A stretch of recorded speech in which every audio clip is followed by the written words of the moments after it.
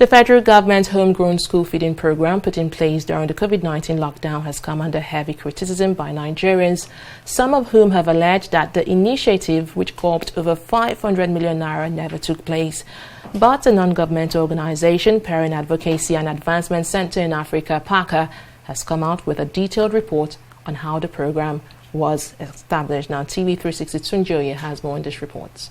While the kids fed, that is the title of the book released by Parent Advocacy and Advancement Center in Africa. After months of research, investigation, on-the-spot assessment and data collection across the 6 area councils in the FCT by the organization, it has now been confirmed that the federal government, through the Ministry of Humanitarian Affairs, actually fed school children during the pandemic. The first thing that is clear is that it happened.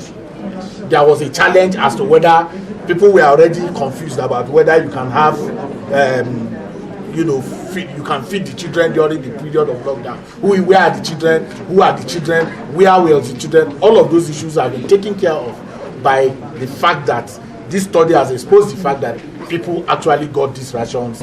This program, and I'm sure the executive director can testify to it, that it happened. Yes, and it was quiet, but it actually happened. Items were purchased, households received their items, and the families that received them were better for it.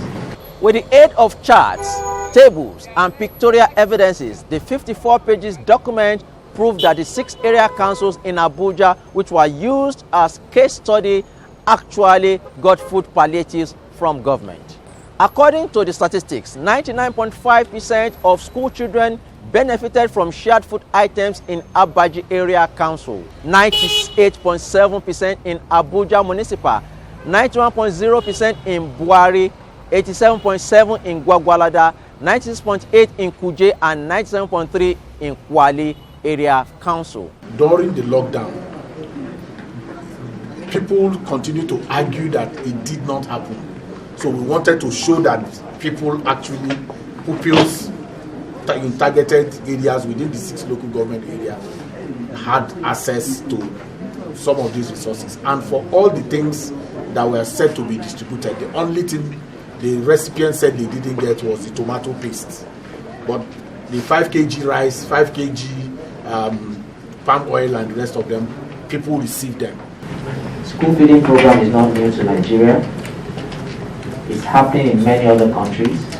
Unfortunately, Nigeria has been out of that, was not implementing it for a long time, where other countries have been doing it for 50 years. More than, in South Africa, they're doing 9 million children. In Botswana, they're doing it for over 50 years. Of course, no area council benefited 100%, but definitely this is an outstanding record of success considering the logistics involved in sharing food across the nook and cranny of the FCT. Expectedly, the research noted some shortcomings. There was no engagement with the moral institutions in the targeted places where you want to do this. By the moral institutions, I'm talking about traditional rulers, religious leaders, community people. Engage them through the media. You cannot tap the website or anywhere in the Ministry of Humanitarian Affairs and find a standard beneficiary list. So the opacity around that data is a huge challenge. Now that the argument of whether the federal government fed school children during the pandemic has been laid to rest, it is expected that government will learn from these recommendations for future use. From Abuja, Tunjoye, TV360 News.